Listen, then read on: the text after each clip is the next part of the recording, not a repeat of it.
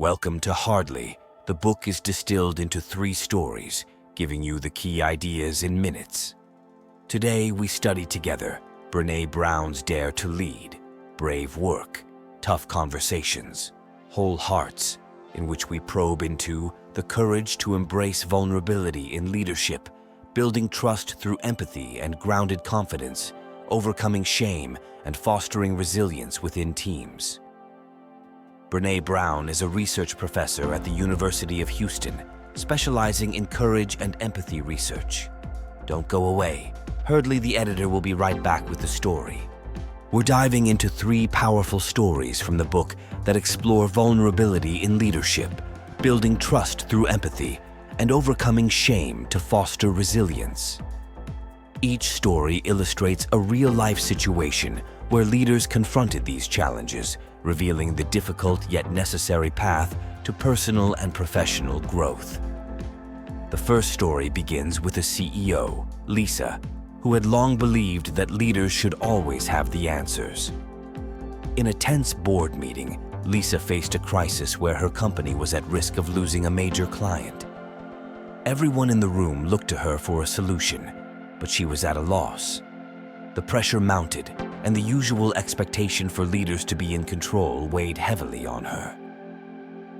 Instead of pretending to know what to do, Lisa took a deep breath and confessed, "I don't have all the answers right now, but I know we can figure this out together." That single moment of vulnerability shifted the entire atmosphere in the room. Her honesty invited others to step forward, offer ideas, and engage in a more collaborative way. By showing vulnerability, Lisa demonstrated courage, which ultimately strengthened her leadership. As the author notes, vulnerability is not winning or losing.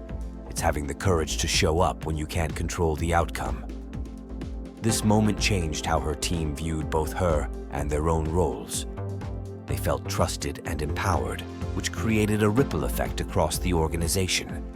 The lesson here is that admitting uncertainty can create space for others to contribute their strengths. For leaders, embracing vulnerability doesn't mean weakness. It opens doors to trust and innovation. From Lisa's boardroom, we transition to another setting, this time in a tech startup where David, a project manager, struggled with a different challenge. David was known for being a decisive leader, but his team had begun to grow distant and disengaged. After several failed attempts to boost morale, David sat down with his most trusted colleague, only to hear a hard truth. His team didn't feel like he truly listened to them. They felt like cogs in a machine rather than valued contributors.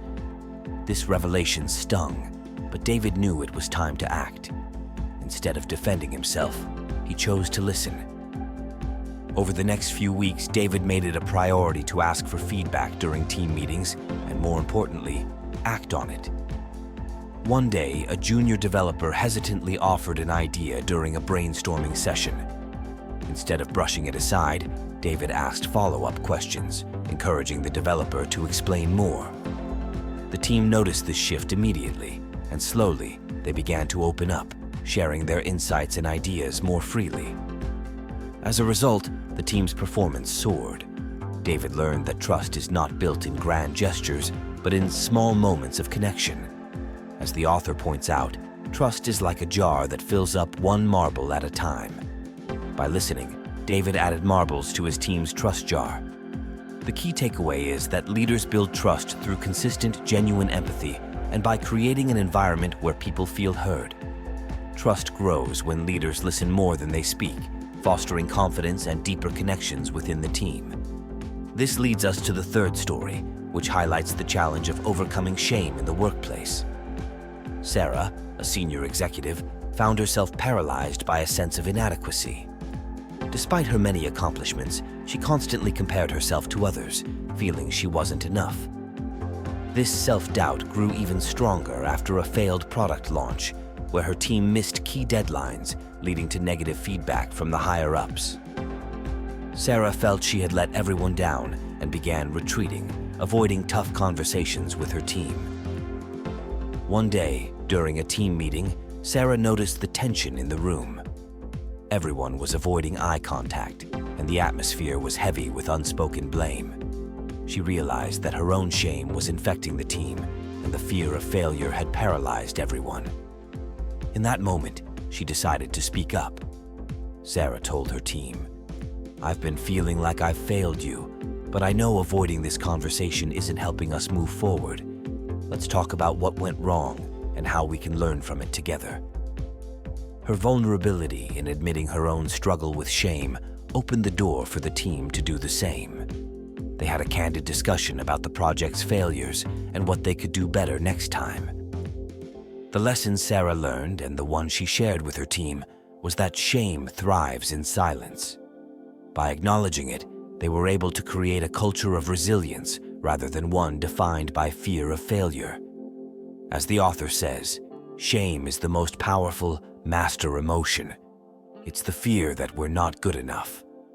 But when leaders address it openly, it loses its power. The guidance here is clear. Leaders must confront shame, both in themselves and in their teams, to foster a culture where mistakes are seen as opportunities for growth, not personal failures.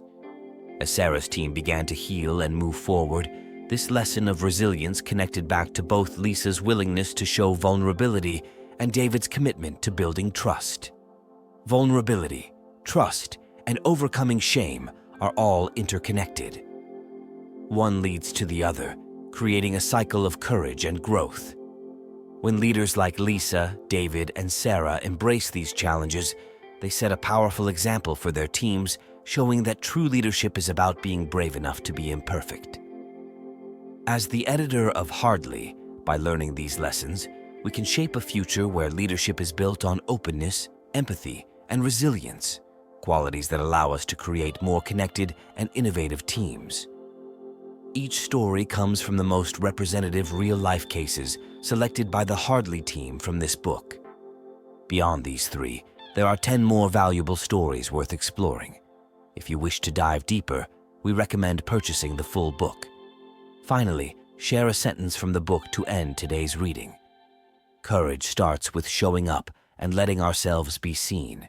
In our journey through this book, we've explored the courage to embrace vulnerability, the power of building trust through empathy, and the importance of overcoming shame to foster resilience. One final story brings these themes together in a powerful way. In a large corporation, Mike, a seasoned executive, found himself in a difficult situation. He had to present the company's poor financial performance to the board, a group known for being critical and unsparing. Instead of putting on a brave front and pretending everything was fine, Mike decided to lead with vulnerability. He opened the meeting by acknowledging the mistakes that were made under his watch and how they impacted the company. The room grew tense, but then Mike did something unexpected. He asked for help. He told the board that he believed the company could recover, but that it would require collective wisdom. His request shifted the mood, and instead of a harsh critique, the board members began offering constructive ideas and solutions. Mike's openness not only saved his reputation, but helped the company rally around a plan for recovery. This story shows that vulnerability, when embraced, can transform even the most difficult situations into opportunities for connection and collaboration. It reinforces that leadership is not about perfection, but about the willingness to be human in front of others. These themes, vulnerability, trust, and resilience, are at the heart of the book, reminding us that true leadership requires courage and authenticity. As we apply these lessons, we can create more meaningful and productive environments.